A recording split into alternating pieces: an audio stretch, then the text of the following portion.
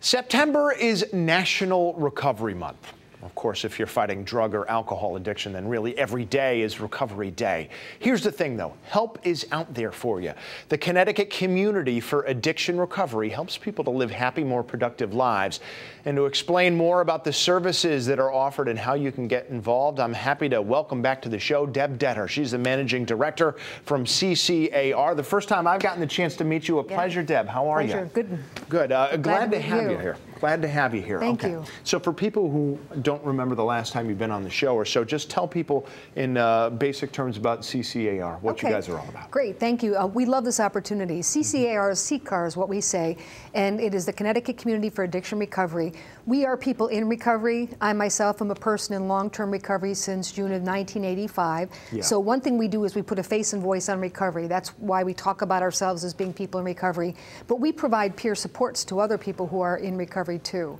So we've got 3 recovery community centers throughout Connecticut. We do all kinds of peer supports like coaching and telephone support and all those other sorts of programs. You mentioned a face and a voice. What specifically do you mean by that? Is it still a little taboo? It's very taboo. Actually, the stigma seems to be getting worse, which is real interesting. But when we talk about face and voice, the point of that is that by being people in recovery, we want to make sure that people see us in like the general media and in the general public, because then that's how people understand that anybody can be affected by addiction, any one of us. So it's the folks you might expect, but the folks you don't expect. Yeah, it's just, there's something about it. We even had a guest on yesterday just to talk about the stigma of mental illness. It seems anything that can just be contained inside your head, people just have a tough time recognizing how real it can be. It is true. And I think it's because it's so scary. Nobody wants to be an addict or an alcoholic. Nobody wants to have mental illness. Yeah. And so it's such a scary thing that people just kind of like put their hand up and don't want to deal with it, I think. And speaking about scary, worrisome, we're starting to, it seems, see more and more heroin deaths, overdose deaths, opioid addiction in general.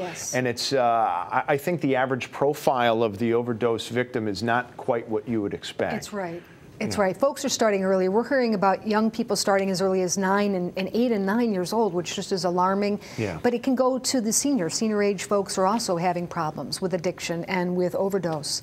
And I'm guessing that's not necessarily because it's heroin, just because it's in a family of opioids that includes medication that can be easily abused. And a lot of folks start out with prescription medication and then they move to heroin because heroin is cheaper and more pure often on the streets. Okay.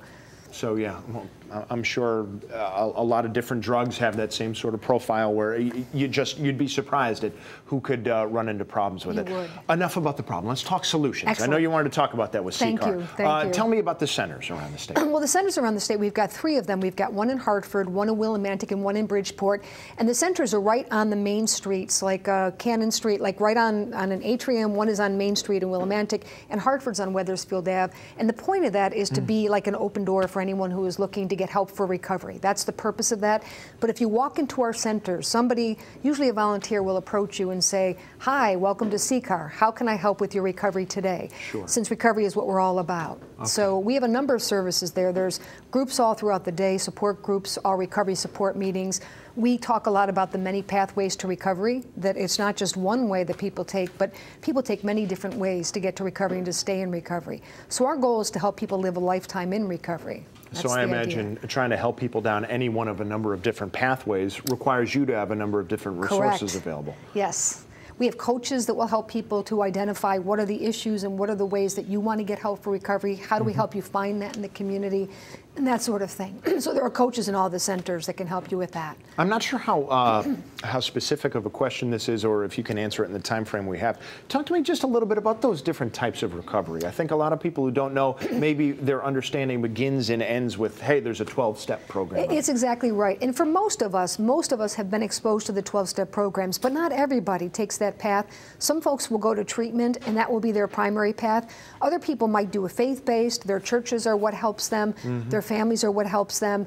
Community-based support groups are what help them. People have said to me that I do yoga or meditation practices, that those are my pathway to recovery. So there's a lot of different ways. And I'll just mention, too, that we have a conference coming up in May where we're going to be talking about the many pathways to recovery. So I'll just, that conference will be focused on all the different ways that folks get well. Oh, and speaking of coming up, the Recovery Walk happening. Tell us about that. We're very excited about that. That is next Friday in Bushnell Park from 10 to 2. And we do this every year. year, this recovery walks. In fact, it's our 16th annual recovery walks, which is a very big deal for us.